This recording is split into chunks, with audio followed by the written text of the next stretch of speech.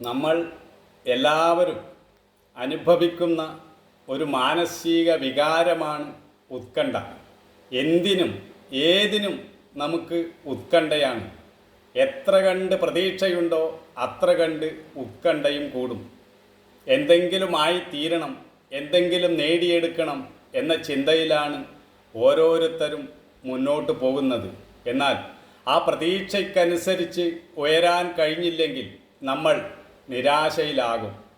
ജീവിതം എന്നും അജ്ഞാതമായ ഒരു യാത്രയാണ്. അടുത്ത നിമിഷം എന്ത് സംഭവിക്കുമെന്ന് നമുക്ക് ആർക്കും തന്നെ പ്രവചിക്കുവാൻ കഴിയുകയില്ല. അപ്പോൾ ഉത്കണ്ഠ കുറയ്ക്കാൻ എന്താണ് വഴി? വരുന്നത് വരട്ടെ എന്ന ചിന്തയിൽ മുന്നോട്ട് പോവുക.